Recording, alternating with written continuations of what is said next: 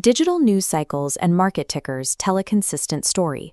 India is the world's fastest-growing major economy, currently building the infrastructure to claim its place as a global superpower. Yet, for many citizens, that macroeconomic data doesn't match their bank balance. Despite rising salaries, the actual purchasing power of the average household is lower today than it was 5 years ago. The rupee's historical decline reflects an import-heavy structure, with mathematical projections pointing toward 150 rupee per dollar. This coincides with massive capital concentration in real estate. As investment drives up prices, they detach from wage growth, leaving the middle class fewer paths to ownership. This gap between the data and the lived experience reveals that India's growth is masking structural flaws in how it measures living costs, builds its essential goods, and prices its land. To understand the rising cost of daily life, the current CPI basket uses weights from 2011, representing a decade-old lifestyle. It allocates 46% strictly to food items.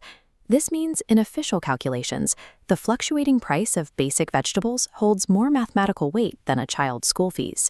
Modern middle-class expenses like diagnostic medical services and specialized healthcare are either drastically undercounted or absent from this 2011 framework.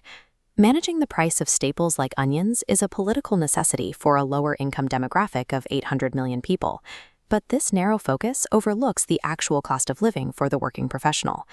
When official reports state that inflation is 5%, they are using a 2011 formula. For the modern middle class, actual primary expenses are growing at double that rate. Standard economic textbooks often claim that a falling currency is a benefit because it makes a country's exports cheaper and more attractive to the rest of the world.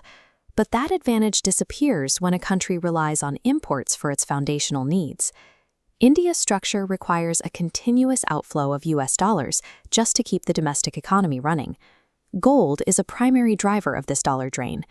To satisfy domestic demand, India imports roughly 800 tons of gold annually, while producing only about 1 ton within its own borders. This reliance on external supply chains reaches into the core of India's most successful domestic industries. Even in our pharmaceutical hubs, local factories remain dependent on foreign suppliers. Roughly 70% of the active pharmaceutical ingredients needed to make medicine are imported from China. Agriculture faces the same bottleneck. Local processing plants rely on materials like potash and sulfur from the Middle East and Russia to produce fertilizer. Every essential domestic purchase triggers an outflow of dollars to pay for raw materials. This structurally weakens the rupee, making the next round of imports and the products they create even more expensive for the consumer. This economic friction shapes the final goal for the middle class: shelter. However, new housing supply is almost entirely disconnected from their income levels. Current market data shows that only 12% of new builds qualify as affordable housing. Meanwhile, over half of all new development is focused on luxury homes priced above 1.5 crore. This leads to a massive paradox. While families struggle to find affordable homes, over 2 crore completed luxury units are currently sitting entirely empty. These prices are inflated by capital that has nothing to do with local salaries. The market is increasingly driven by NRI remittances and domestic black money looking for a place to store value.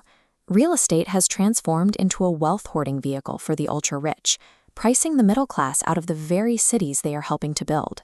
The middle class is currently squeezed by a devaluing currency, measured by outdated inflation metrics, and locked out of the housing market by concentrated wealth. Resolving these issues requires building end-to-end local supply chains, democratizing industrial incentives, and adopting economic metrics that reflect the actual expenses of a modern family. If India wants to be a true global superpower, it must move past growth that only looks good on paper. It must build a system where the citizens building the country can actually afford to own a piece of it.